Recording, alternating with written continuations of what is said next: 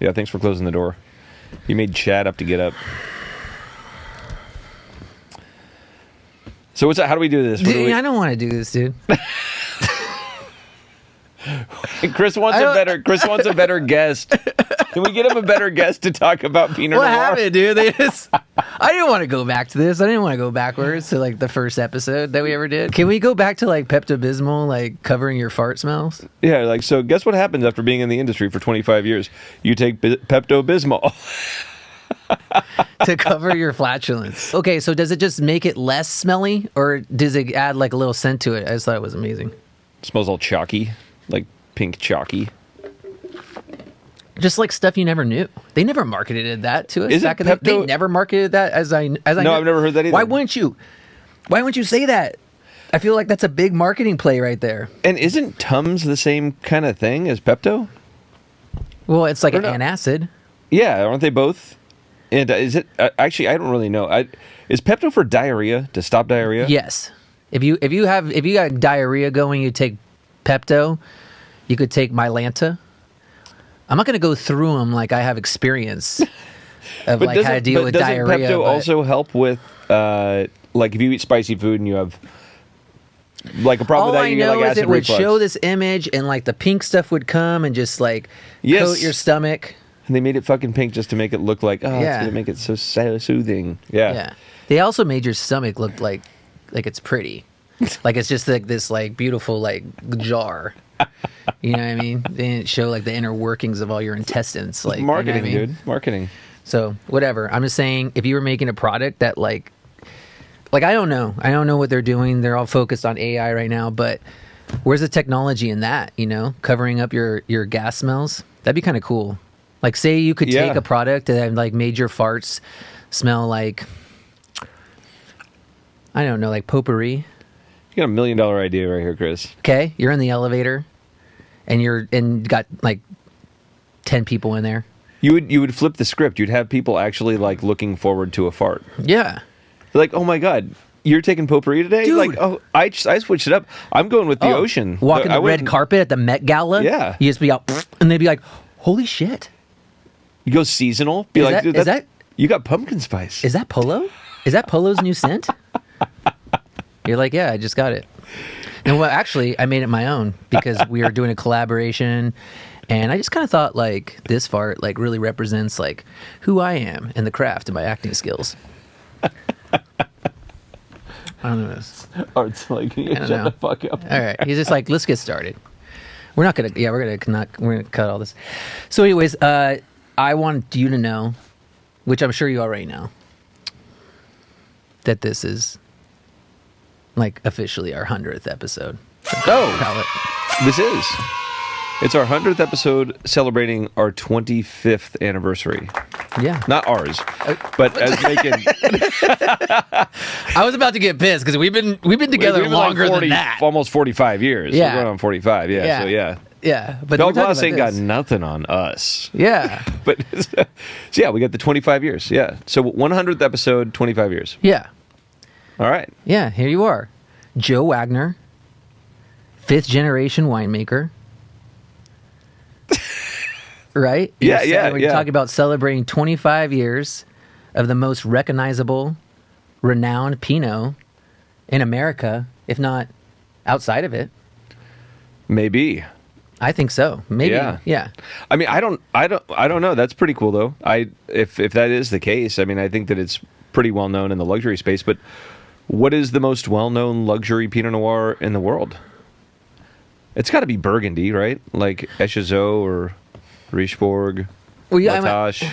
I mean, what do you tell me, man? You're the expert. I was going to just say Belle Glos, but I'd like to think it's up. It's luxury, but it's almost like can be perceived as like mainstream. yeah. Like it's accessible luxury. Like we're not the Gucci bag. We're the Coach bag. You know what I mean? I mean, okay, I'm following you. I'm not, like maybe that's not the right reference, but like okay, we're not the fucking Lamborghini. We're a Corvette. We deliver every day. People rely on us. Yeah. You don't need to bring it into the shop all the time and complain. it's going to be in your garage, and it's going to be a fun time, and you don't need to spend a fucking, down payment on a house on it. You're not just known for like a signature body style, but also what's inside the machine. That's, yeah. Because it's recognizable, the red wax, that dip, signature, right? Yeah. That beautiful writing that you did yourself. Did you write that yourself? Is that how you came out with the Belle Glos actually, that's just how I write my notes too. It all looks like that. I've never seen you write in cursive. I actually can write in cursive, which is almost a lost art. It is a lost art. Yeah. That's why I was like, did you never share that with me? That if I need to cover my tracks, I write in cursive. Yeah. That's when I do it. Otherwise, I'm typically block letters. If you need to cover your tracks? Yeah, like if I got to write a note that nobody knows is from me, I'll write it in cursive. Okay. Yeah. So now they know. Now you know. Yeah. But you don't know what my cursive looks like. I don't like, Yeah. Yeah. So, dude, fucking A, man. I think this is like, congratulations, dude, by the way. Because like, I think that's thanks. really cool. No, I mean, I do like, I don't like to, I don't want to be gloating or anything or like saying, I'd pat the whole team on their backs. 25 years is like, I mean, for me at least, that's a long time. Yeah. I haven't been in it. I mean, I know a few people in this industry that have got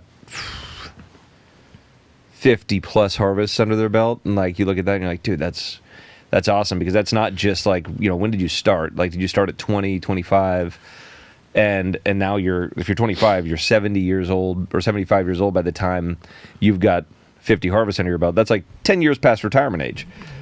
I know a guy, I'm not going to mention any names. He's in his early, mid-ish 80s, and I think he's pushing 60 harvests. Okay. Rick Foreman. All right. I don't know. Is he, dude, I don't know that plus?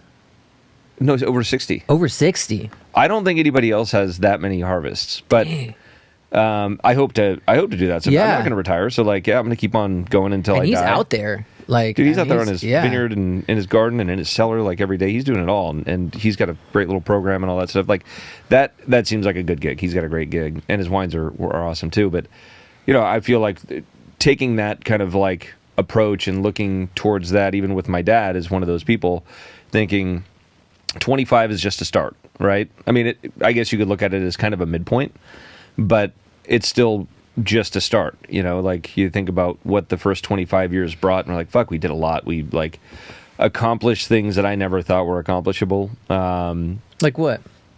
Well, Pinot Noir was not a popular item. That's why I want to go back. I want to go to that beginning point, because I think that there's maybe people that are just kind of like for the younger generations, or people that are just kind of getting into wine or learning about it. But I mean, right now, Pinot Noir is probably, I would think, one of the most popular varietals. It's top 10 globally. Yeah. And I think it's actually top. It might be like 6 or 7. Yeah. I actually just looked this up because I was curious about it. Like Cabernet still reigns king. There you got like some like for wine at least Cabernet is king. You've got some like funky varieties in like Spain and France that are really well known, but they don't go into like varietally branded products, right? Yeah. So it'd be like Rioja, that's a region, but you don't. So they don't really give credit to the variety. In America, we've always focused on the variety as first and foremost, right? Pinot Noir, where is it from? Carneros, Russian River, whatever. In Europe, it's like, what is this? Oh, it's a Burgundy, right? And you know that if it's a Burgundy, it's going to have to be one of really 2 varietals, red being Pinot Noir and white being Chardonnay. So there's a little bit of a difference there. But when it comes to Pinot Noir, like, it is now very popular. But back in 2000, 2001, it wasn't a namesake varietal, so to speak. You had Merlot and Zinfandel that were like, kind of crushing it, top of their game. You always had the king, Cabernet, and you always had the queen, Chardonnay. Yeah. And so those always dominated as like the most well-known varieties, and they still are. But Pinot Noir has made a ton of headway in becoming a, everyday varietal that people look for. And back then it was kind of like, when I first started, I just thought, we're making maybe we'll make a couple thousand cases. Like, that sounds awesome. And it turned into something else because of necessity more than anything. And then timing was a huge part of it. If I went back to my early days in what became my career in Pinot Noir, it started off with growing or planting a vineyard in Sonoma Coast, like what is now known as West Sonoma Coast, out by Occidental, and spent time out there with a guy named Charlie, and used to be an apple orchard, and then we planted over to Pinot Noir. Kind of a risky bet. I think it was very, very coastal, like extremely cold vineyard site, looking over the Pacific. That's Taylor Lane Vineyards still. But I didn't know what we were going to be doing with it. And so when I decided to drop out of college, and what options do you have when you drop out of college? You're like, okay, I'm either going to go to work or I'm joining the military. Like, those are really your two options. Yeah. And this is like right about the time of like 9/11, right? And I actually thought about joining the military, and then kind of thought, well, let me just like take some time and figure it out. That's when I went down to Mexico, and I was farming table grapes down there.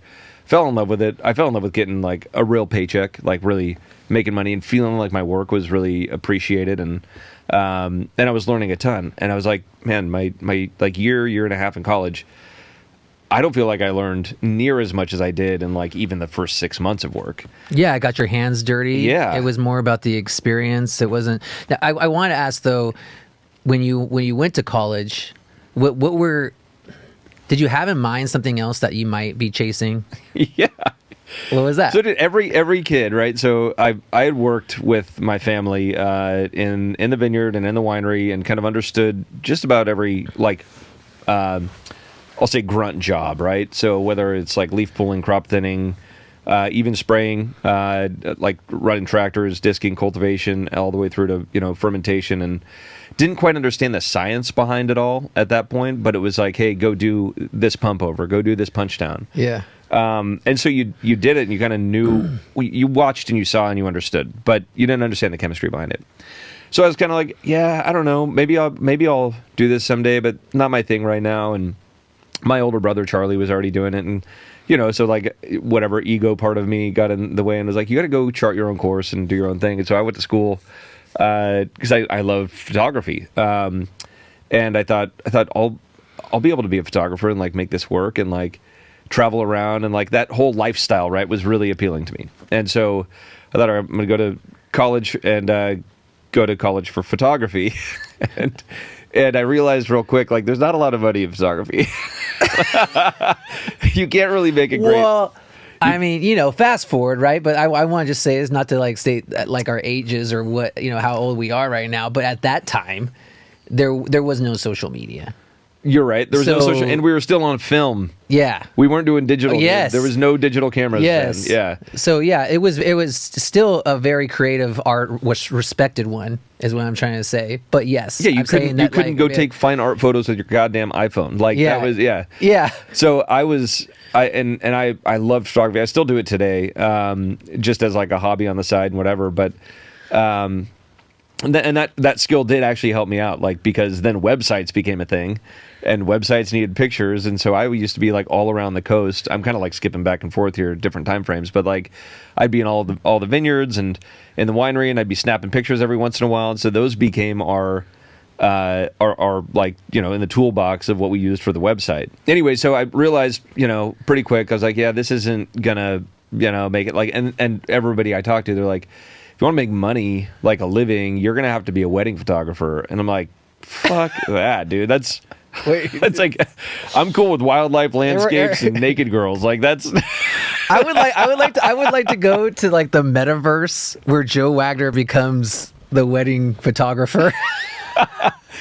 just get a little snippet of like what that could have looked like. Dude, how unappealing is that? I've had 2 weddings and I've been to plenty, and I can tell you the photographer is never the happiest person there.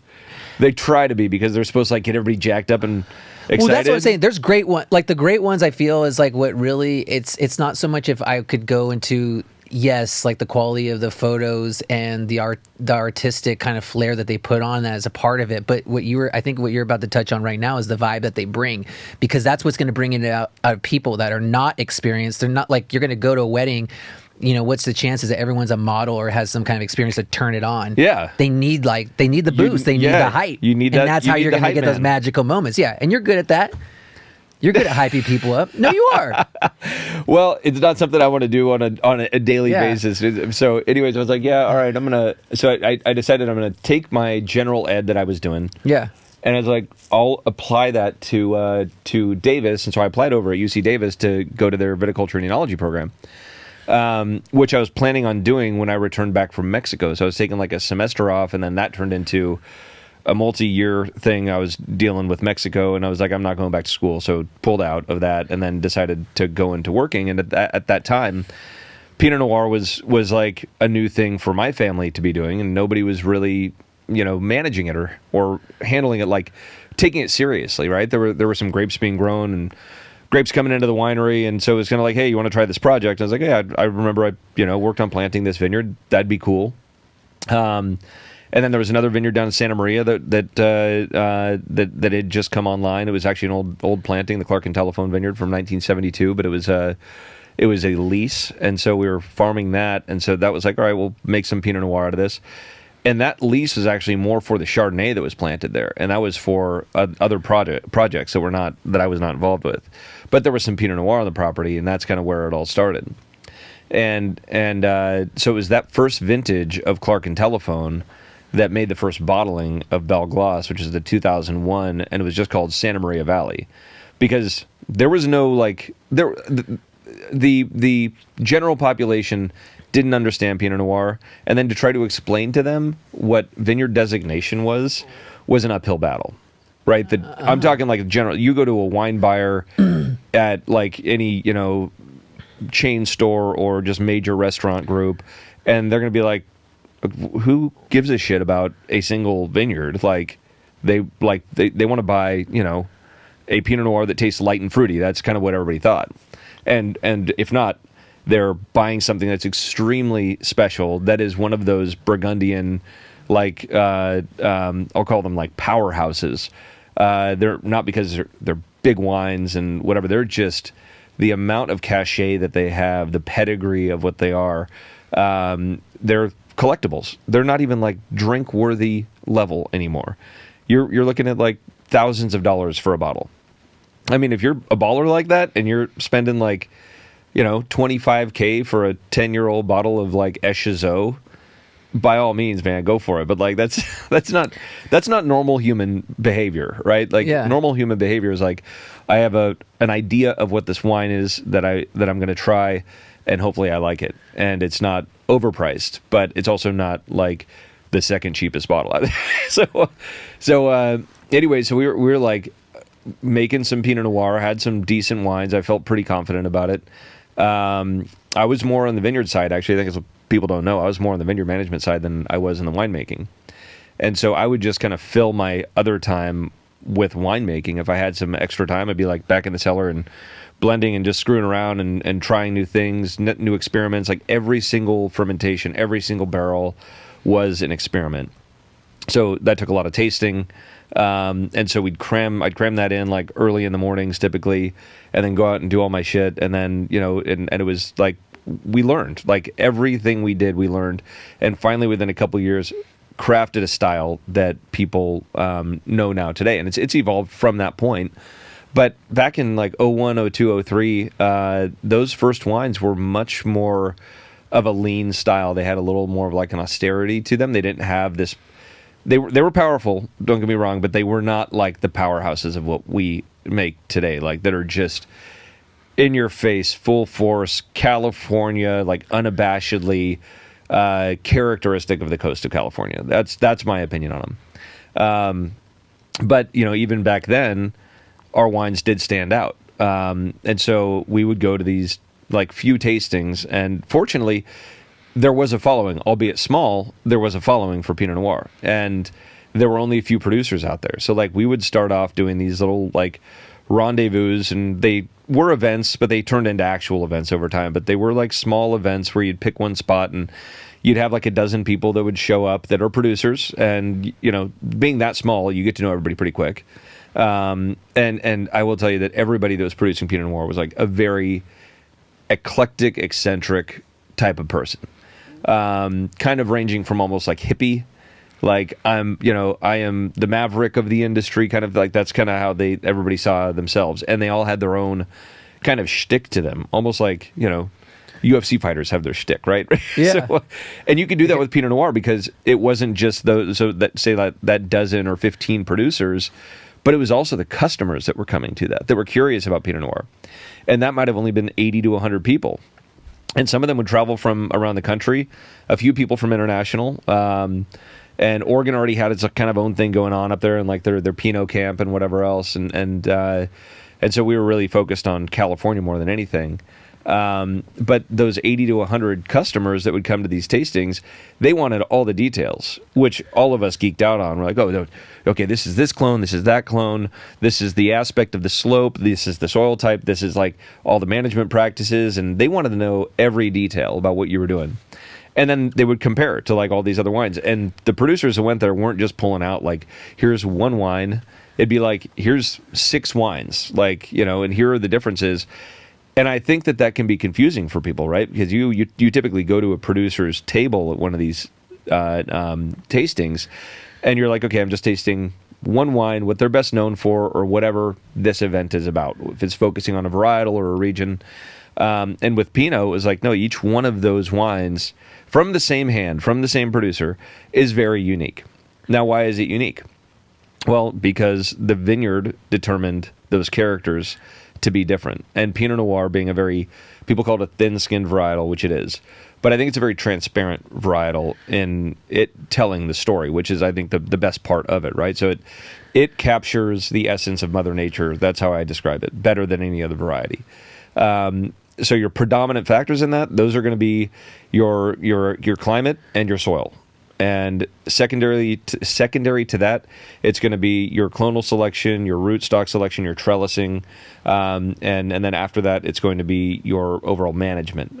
So cultural practices, how you manage the canopy, how you manage your crop, irrigation, etc., all those things. So, but site, soil, meaning site being slope aspect, like what way it's facing, site, soil, and climate are the key factors.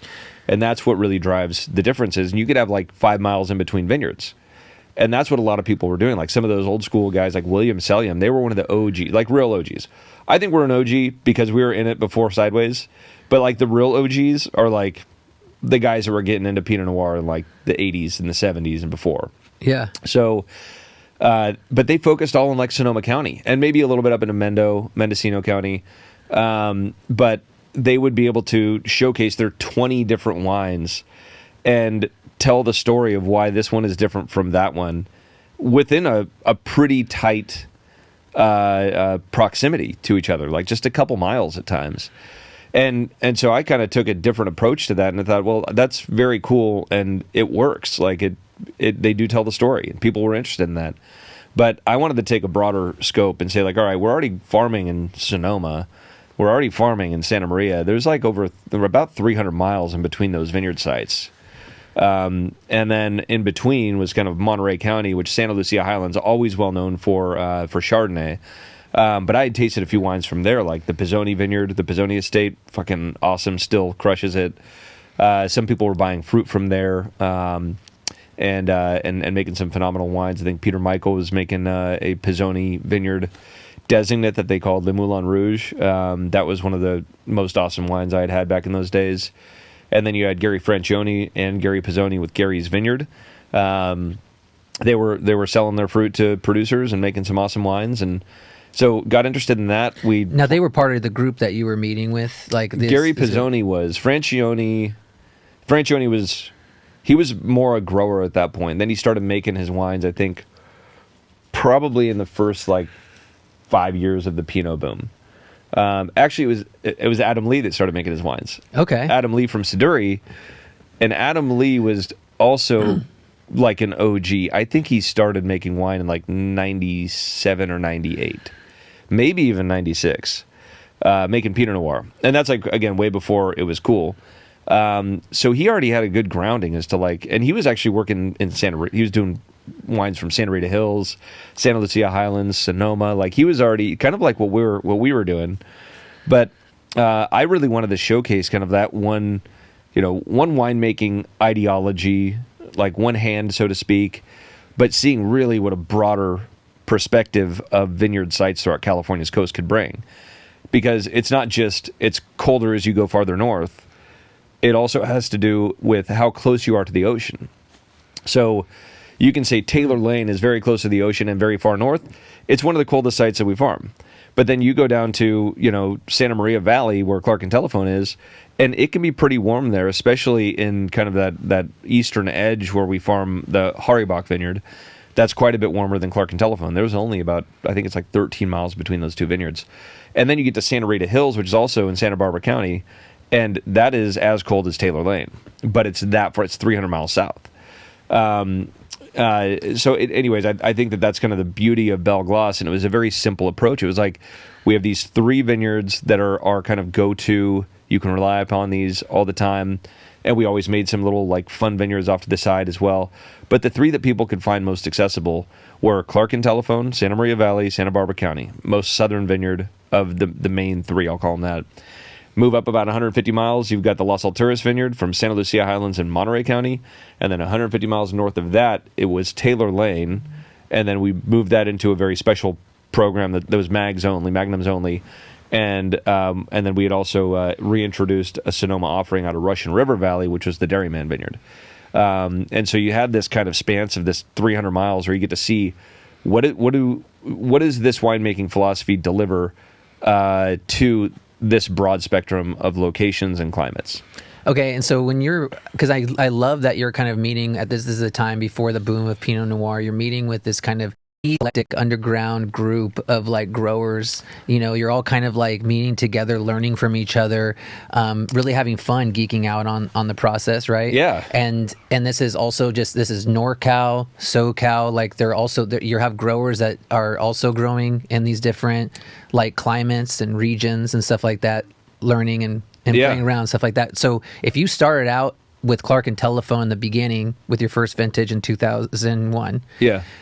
Was it meeting with these groups too that kind of got those gears turning, what you're talking about, to start expanding to these other areas, or was that already like on your top of mind? No, it was already there, but like the curiosity just grew because you'd be tasting their wines, you'd be hearing from growers and producers that are working in these different areas, and we're just curious by nature, right? Yeah. As humans, and so you're like, all right, well, I'll go check out that vineyard, like up in Yorkville Highlands of Mendocino County, and you're like, I'll buy some fruit from you, like this guy Bill Weir up there, and like he was selling fruit to William Sellium, and I went ahead and I was able to buy a block from him, and the fruit was awesome. We did like a bottling and whatever, like just fun little one-off shit like that. Yeah. Because you kind of want to challenge yourself and understand like, what is our idea of winemaking and our idea of what Pinot Noir should be? What does that even like look like in a completely foreign land?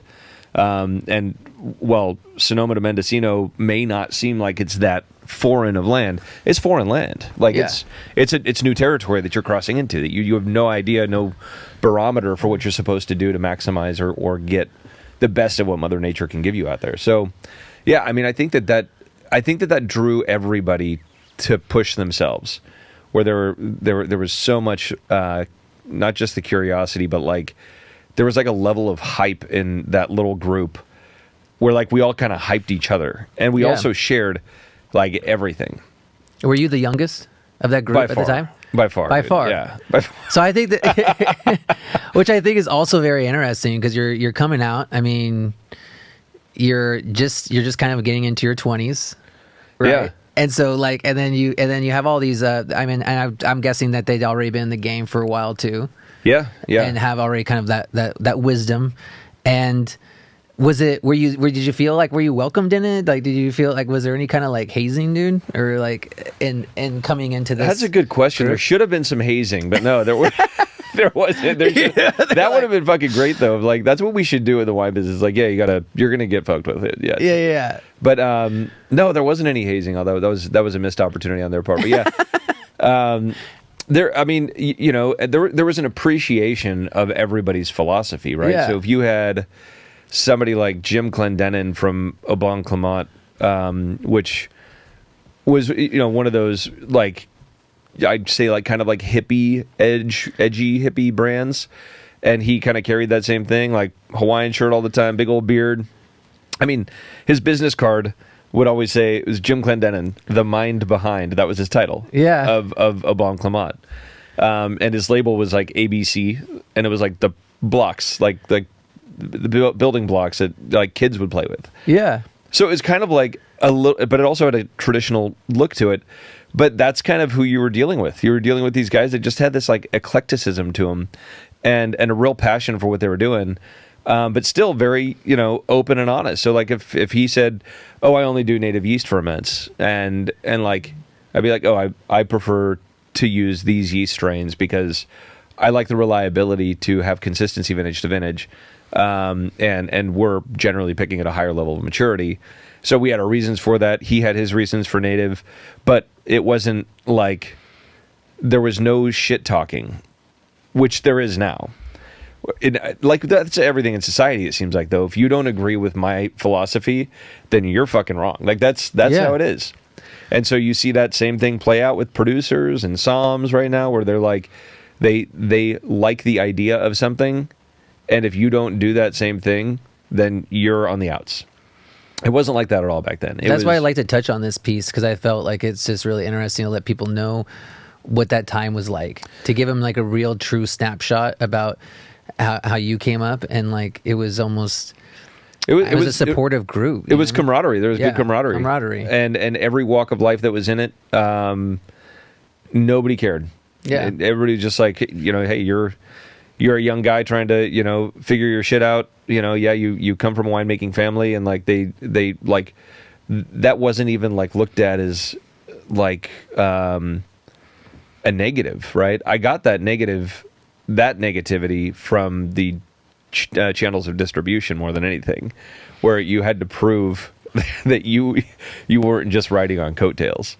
Yeah. And so and I think over time, as people would come out and visit, and they'd see our kind of micro winery where we made the Pinot Noir, and they'd realize like, oh fuck, these guys are actually like, this is the real deal. There's no like factory making Pinot Noir. This is one guy that's and then a team that we started to build after that, that were really focused on bringing Pinot Noir into a new light, and then getting on the market, telling the stories, and then once you have proven that like you're really in it, you really care about it, you really want to win, then they're like, oh shit, okay, yeah, this is legit. But it took years, to get there, but not on the grower and not on the winemaking side.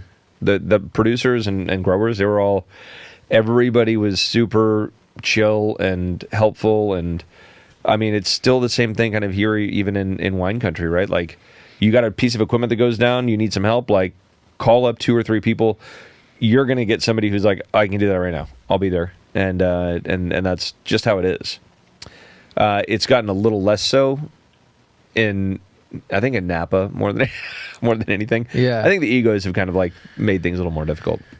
But yeah, back to the like those little events that we had, and some of them are still going. Like World of Pinot Noir was probably the most well-known one at the time, down in Shell Beach, which was in like right next to Pismo Beach on the Central Coast. Yeah, and it was beautiful. It was like on this bluff, right? If you've been on the California coast, you know that a lot of the coast just kind of goes down to a bluff and then drops off, and then the beach is probably 50 feet down or more. Yeah.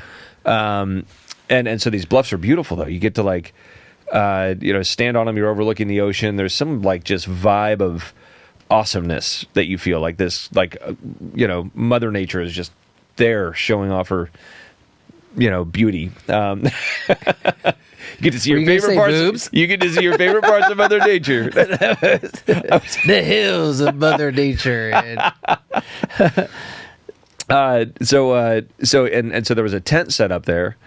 And then you'd have like the cheesemonger, like the local cheese guy, like they had their own little like culture that he would show up, and so people had snacks and stuff. And then you had just a number of people pouring wines, and then your customers would come in and like they're just enjoying this awesome setting, like on grass, overlooking the ocean, having their cheese and wine, getting all the stories, whatever they wanted. It was like a great event. And so before I get into what happened after Sideways with stuff like that, I should get into kind of the first few years of what we went through. Because that first 2 years of Belle Glos, the shit wasn't going to sell itself. And so I had to get out in the market and tell the stories. The last thing I learned how to do was sell wine. And I think that that's something that, like, if I had learned that maybe first, who knows, maybe I wouldn't have gone through the whole process of, like, vineyard management and then learning winemaking and all that. But, like, the progression that I took, I think, was the longer path. But I like it because I think it helped me understand all the elements of the industry. And what I see with people getting in the industry right now, especially if they came out of, like, you know, a program, a college program, is that they're kind of pigeonholed into one place in the industry. Like, oh, you're going to be in the lab, period. Maybe you can work out of that at some point. You're going to be in vineyard management, period. Like, you're going to be analyzing soils, you know, that, like, very specialized jobs. And the industry has grown to support that, right? But I do think that that's limited the future opportunity of having multiple people that have a fully integrated understanding of the industry, from planting and growing a vineyard to making a wine, bringing it to bottle, then bringing it to market. And that's what a lot of the people that are a generation or two above us had, because that's just what they had to do. Like, they all started in grape growing. They all started making wine because maybe they weren't getting the prices that they thought they should for their fruit. So they're like, you know, fuck these big buyers and they're making, you know, a bunch of trash wine. I'm going to make my own wine, make my own brand, put my last name on it, and I'm going to, you know, see how that goes. And then they built a brand, and now you got some major companies out there because of that, like, because of that grit.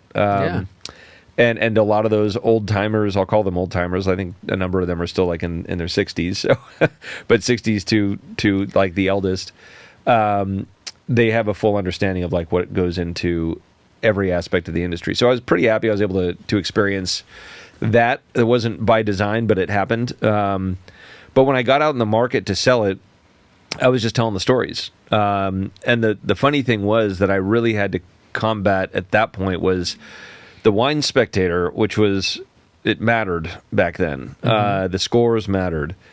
And we got like 77 points, 78 points on our wines, which are, like, if you look at their rating scale, like, that's deemed undrinkable.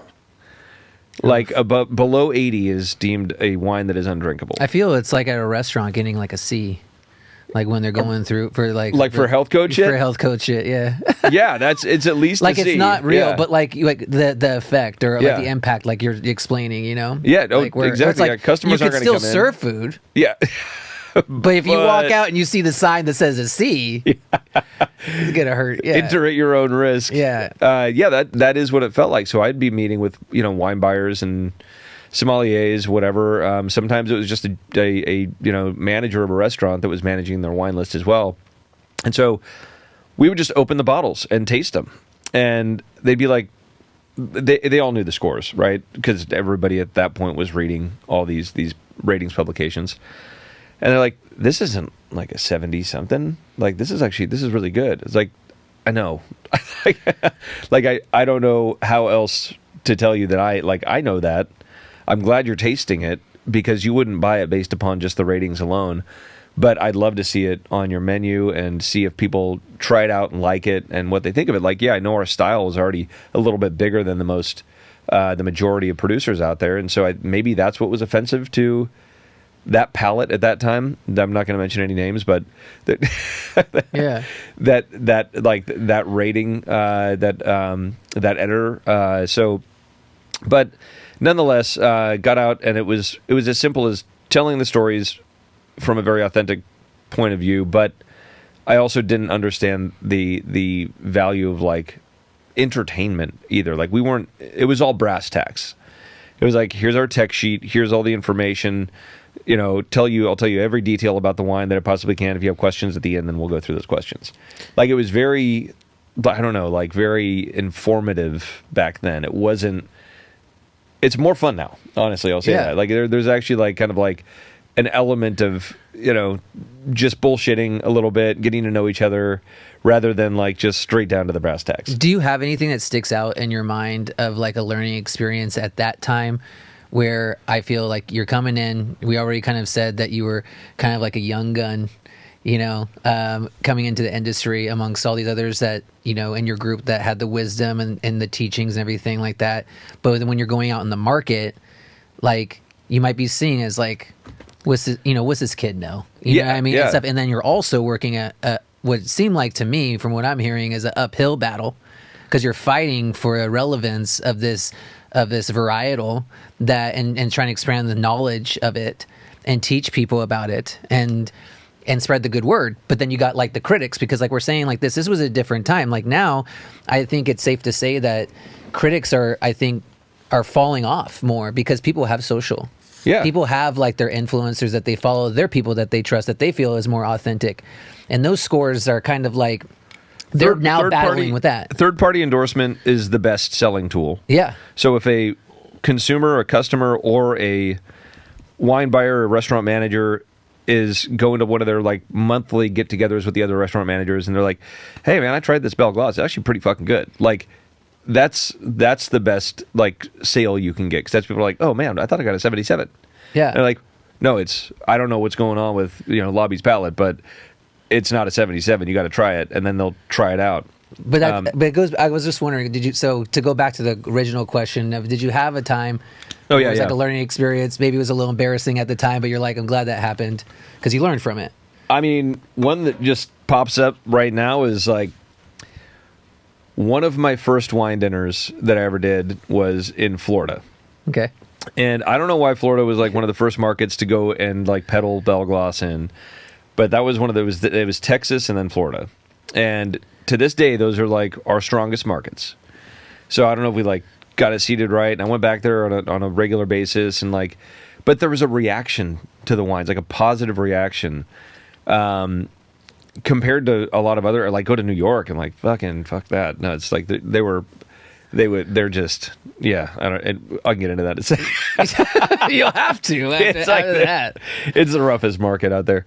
No, but so we had like positive reactions there, and so I was at this wine dinner, and I should also say, like, the packaging, while it's like iconic now and it's much easier to open, when we first started doing the vineyard designates with the 2002 vintage, that was the first time we started doing wax. Okay. And the reason we started doing the wax was to showcase, at the time we had 2 vineyard designates.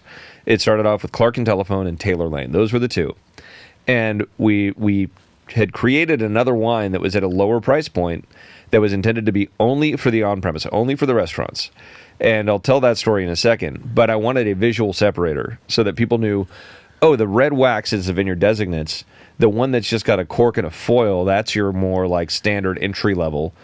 Like good wine, our style, all that was cool. But it wasn't one of our vineyard designates. It was multiple vineyards of Pinot Noir, all from Sonoma Coast at that time. Yeah. But the visual differentiator was the wax, where I wanted to make sure we had that visual from the outside for people to understand, like, well, if this is whatever it was, $35 a bottle versus 20, what, like, if I saw them side by side, why is there a difference? Yeah. And so that was kind of the visual cue. And so we were doing like one of my first wine dinners in Florida down in Boca Raton, at a nice like place. And like, I mean, getting a wine dinner is pretty cool. And I used to fucking, like, I was so nervous. Like, having to talk in front of people was not my strong suit. And I'd be like sweating bullets, and I'd like have my notes, and I'd write down all the stuff I wanted to say, and between each course, and I wanted to make sure I hit all the menu items that the chef had put together to pair well with each one of the wines. And so I go in the back, and like they're just about to move to a new course, and they're going to bring out one of the Belle Glos vineyard designates, and the like couple of the staff members are in the back with kitchen knives, and they're like trying to hack the wax off. Oh shit. Yeah, and this is before the pull tab. Yeah, before the pull tab, yeah. before, like, this is the old school wax that was like concrete on the bottle. Yeah. And I'm like, oh my God, this is going to be a problem, like, going forward. So I just jump in and try to help him, and I'm like, I just give him some tips. But like teaching people how to do that stuff, I'm like, just if you get a like candle or, a lighter and just like hit it for a couple seconds, you can just cut it right off. Like, it makes it way easier. But you can't demonstrate that to everybody. Yeah, or get a corkscrew and go right through. Or just go straight the through. top. That works as well. So so helped them out. But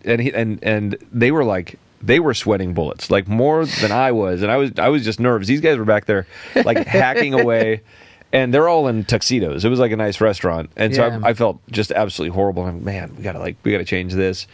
So that was a quick learn. Came back and like realized, okay, we got to do pull tabs, and that's when we started doing pull tabs. And I could tell that story too at some point.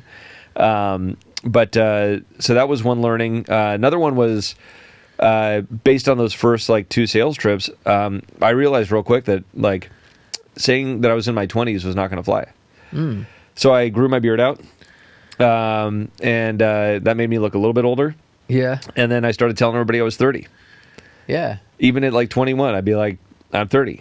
And nobody questioned it. So they're like, oh, what have you been doing? It's like, oh, I've just been working. Like finally got like this product coming out, like, so I lied to everybody until I was 30. And then, this is very, I'm like shaking my head. Yeah, dude, this is believable to those that don't know. Like, I mean, when we were like 15, you were looking like 21 and over. Yeah. We put that to the test. We knew it was true. I did. That's all I'm going to say about that. But I did. And that did help out a ton. But man, I just realized I had to start lying because the industry itself was an old man's game. It wasn't like, wasn't common to see anybody young doing anything spectacular. And it was guided and run by typically like middle to older age men. You'd every once in a while see a woman involved, but like back then it was still very traditional. So much has changed, I think, for the better. Yeah. We don't have a problem with that because we just hire the best of the best. Yeah. And guess what? They're all genders, all races, whatever. It doesn't matter. Yeah. So that was the beginnings of it with like some of the interesting sort of hardships. I just knew at some point it was going to take, like, it was going to work. I didn't think it was going to take off, but I knew it was going to work. I thought it was going to be viable. I thought it had a place in the industry, right? Like our Pinot Noirs. So let's see, even going back to the kind of like that release of the first two, the 2002 Vineyard designates, and then that on-premise offering. That was from, at the time, 3 different vineyards. It was a woman that grew in Sonoma Coast named Sally Connell, a woman who was growing in near what is now the Petaluma Gap, kind of near that in Carneros, named Joan Griffin's Layer Vineyard, and which is an awesome vineyard. That thing was a performer. Like, I should have done a vineyard designate out of that. And then the third was the Peterson Vineyard out near Katati, but all Sonoma Coast. And so I just started working with these growers, and I'd gotten some advice from my dad. He's like, if you need fruit, call up like this brokerage, Turrentine. And back then it was like Bill Turrentine was the guy, and I talked to him, and I'm like, hey, I'm Joe Wagner, starting this project and wanted to see if you know any Pinot Noir growers that are looking to sell their fruit. And so went and visited a whole bunch of different vineyards and found these 3, and I was like, these look great. Like, look like they're well managed. People behind them are passionate. They care. They're tending, correctly to the vines. So bought some fruit from each of them. That created the first vintage of what we called Belle Glos Sonoma Coast. That evolved into what became Meiomi over time. And I'll tell the story about that without talking too much about Meiomi, because now it's a trash brand. Nobody likes it. It stinks. It tastes like garbage. And it'll be dead before we know it. That's what I think. Expensive Manischewitz. You don't want to expand on that? It's been run through. It's like the town bicycle. I didn't mean to. I knew that was rhetorical, dude. Okay, I'm just saying, like, hey, and there's nothing wrong with that really, but it's a different business philosophy when you're a large company, publicly traded or whatever, and you're managing just this monster of a brand and just maximizing distribution, and that's what happened to Meiomi after we sold it in 2015. Well, you were true. I mean, I can see that. I get it. I mean, you're the true creator of it, and then these things happen, and it was imagine passing it along, dude. It was when that wine came out. Well, let me tell the story of it, because it's like it was a wild ride, and it was so unexpected. So we were Belle Glos was the primary focus, but I realized with like these 77, 78 point scores. We're not going to get people excited. We need to have something that is a by the glass option that goes onto the restaurant list in the by the glass section, that's going to be like the lone Pinot Noir at a reasonable price point, so that people go and they're like, oh, you know what? I'll try Pinot Noir. And it's whatever, $10 a glass, $12 a glass, like not break the bank, but you're not at, $5 level. So, and we could make a good wine at that price. And so that became our on-premise option. And it started catching on. Like people were like, we don't have a Pinot Noir. We'll bring it on. Yeah. And so just by virtue of availability on a by the glass menu for a relatively obscure variety at the time, it was the go-to where people were kind of talking a little more about Pinot Noir. They were curious about it. And so they were trying it, and they got the Belle Glos style. It wasn't a vineyard designate, but they got the Belle Glos style.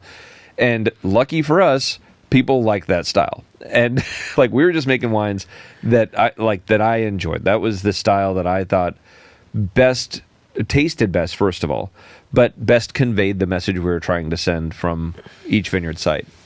And so it was like seeded correctly, if you want to call it that. It was making progress.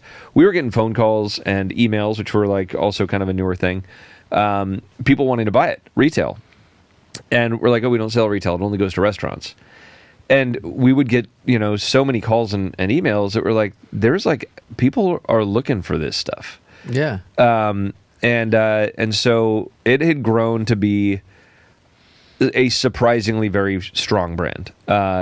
Like I didn't even know I was like, well, we're having success with it. Cool. Like my grower list went from 3 people to, God, probably a couple dozen, maybe 30 or so, over a period of time. And then by 2006, that was the first time I thought, okay, let's start to make this like its own brand, and started calling it Meiomi, but it was Belle Glos Meiomi, then Meiomi by Belle Glos. And then by the 2008 vintage, we moved from Sonoma to Sonoma, Monterey, and Santa Barbara. So and was that, took a bigger approach. Was 2008? Hey, Art, I just check it. Just when Sideways released, or no. Actually, you want me to go back to Sideways? Because 2005 I think was Sideways. 2005 was Sideways. We bring it up a lot because it's actually. Hey, Art, look it up. I think it's either late 2004 or early 2005. Limited release in October 2004. Formally released January 2005. There you go. Okay. So right after. So yeah, but that was a wild ride. So that wasn't right after. That was a couple years after, and that was because Meiomi at the time and Belle Glos, we had planted more vineyards. We had more grapes coming online, and honestly, like we didn't know if we had the market. We didn't know if we were going to be able to sell as much wine as we were bringing in. So this is right about 2005, 2006. And I remember telling like our team, the sales team and distributors, like we're tripling production. And most of that was towards the Sonoma Coast bottling at the time. Yeah. That what became Meiomi. But we also had some increases, with Clark and Telephone, with some, newer plantings there.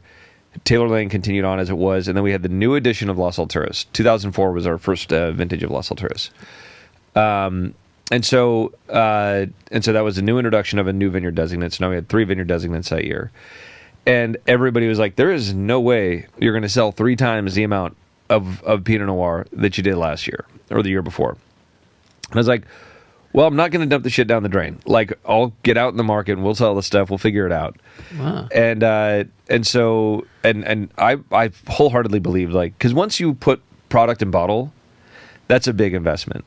So it's way easier to sell wine on the bulk market, even at a loss, and more financially responsible than it is to say we're going to bottle all this and have 4 years of inventory. Yeah. And just tie all that up. But I was feeling really confident about it, without even knowing that Sideways was around the corner. So Sideways comes out, and I don't know. So Sideways is like a very kind of like interesting movie about these 2 friends, and it's about kind of wine. But the reason that these two characters in Sideways. One is kind of the embodiment of Pinot Noir, being a little more like emotional and thin-skinned and kind of like eclectic and very passionate and kind of introvert. And then the other guy who was really characterized as what Merlot as a variety is known for, which is big, boisterous, loud, clumsy. And so the writer actually kind of took the two varieties and created two characters out of them. And it started off as a screenplay, then turned into a book, and then turned back into a screenplay. And somebody, like, they made the movie, and it was Paul Giamatti was like the main character. Yeah. And it became kind of like a cult classic, like almost instantly. And it lit a fire under curiosity for Pinot Noir, because there are so many scenes in that movie around Pinot Noir and why it's so special. And it just resonated with people. And I think that there was almost like a subconscious correlation between the varieties and the characters. But if you ask the author, it was like that was intentional. I love that insight about the characters, actually. Yeah. Is it the first time you've actually said it that way? Yeah, I don't think people know that either. And I was like, oh yeah, dude. Yeah. Yeah. And so that was kind of the theme. It was like a nice layer to the story. Yeah. And so anyways, like, wine country for Pinot Noir became like a booming tourism area, whether you were like in, Santa Ynez Valley and Buellton, or you're up in Russian River and Healdsburg and whatever. Pinot Noir became a mainstay. But I oftentimes think that it wasn't necessarily the movie as much as it was the press after the movie, because that press went on for like a year, and it was like Pinot Noir was all the craze. And then those events like the World of Pinot Noir, well, it wasn't just the World of Pinot Noir. Then you had like Pinot Days and like all these other events popping up, and it went from 100 customers and a dozen producers to thousands of customers and hundreds of producers, like 500 producers, because everybody jumped into Pinot Noir. All the big guys. Yeah. Anybody who was like, "Fuck, we can make a brand out of this now." Like, yeah, let's do it. And they'd be like, "All right, well, we're gonna take our well-known brand that has been doing Cabernet and Sauvignon Blanc and Sonoma, and we're going to make a Pinot Noir, and we're going to sell the shit out of it because everybody's going after Pinot Noir," and there just wasn't enough planted. And so Pinot Noir had this major heyday that lasted for years. The events continued to roll in, and there were like massive tours to that. So you'd have them spread throughout the country, whether it's Florida, Illinois, New York, Texas, California, Nevada. I mean, there were events just popping up all over the place, and so you tried to hit those. Maybe get on a panel, do stuff like that. I mean, I remember I went to, this is like right after Sideways. One of the first engagements I did was at the the Hawaii. No, it was Kapalua. It was the Kapalua Food and Wine Festival, and so they invited me to be on a panel with other Pinot Noir producers, and these are some kind of like the gods of Pinot Noir at the time. You had like one of the guys from Costa Brown, and I think it was Dan Costa was up there. You had Ted Lemon from Literai. He's out on the far coast. He's actually on the same ridge as we are on Taylor Lane. And I think there were two other people on the panel, and then there was me. And I'm like by far the youngest dude up there. Yeah, but you got your beard, and you're lying about your age. And I'm lying about my age, but so this all like kind of correlated at once. So before I jump into that panel, I will say that craze for Pinot Noir, when it hit, we had the product. Yeah, you were already set. We were set, and so it became like, we want a Pinot Noir, and we want a Pinot Noir that's at least kind of known. And it's like, we've been out for a couple years, and people kind of knew us, and the red wax was kind of the visual helper. Like, I will say that absolutely helped, because Belle Glos isn't like the roll off your tongue kind of name. It's very meaningful to me and my family, but it's not like, Kenwood, like something that you're like, oh, Kenwood, that's an easy name to remember. Yeah. I don't know what it means, but is there an actual Kenwood? I don't know. So, but so people would remember the red wax, right? Yeah. So we became kind of like the go-to. and we're like, all right, well, I mean, we can't expand production all that much. We can plan for that in the future, but we became like this. That wine, that 3 times production increase, evaporated like right away. It was gone, and so it went from like, oh, it's everybody complaining about needing to sell 3 times the amount of Pinot Noir they did the year before. All of a sudden, it's like, well, do you have more? You're like, we will, but not right now, not until we bottle the next vintage, and that continued on for a few years, but. That really helped us become more relevant, I think, in a quicker way, and that was just by accident, just by timing being a benefit to us. And I think having a wine that people liked, and a story and a brand, an image that people felt good about. Like you see this red wax on your dinner table, and it kind of makes you feel a little better than a screw cap or whatever, right? Yeah, well, I think it's like also that definition of luck, right? Where preparation meets opportunity. Yeah. But then also, everyone loves a good underdog story, and at this point.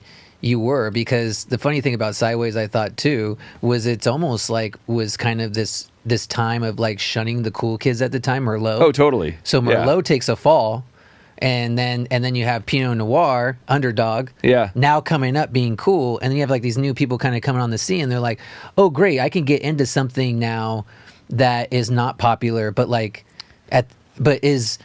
is in the sense that it's like low key the cool thing to be getting into right now, because that's the way it was presented too in the movie, right? That like totally, you're not jumping totally. on the bandwagon of talking about Chardonnay and Cabernet all the time. Yeah, it's like I'm not drinking any fucking Merlot. Yeah, it's like Merlot, yeah. You wanted something that was going to really speak to your emotions, rather than just get drunk, right? I think that was kind of and that was definitely the vibe, and it was the underdog.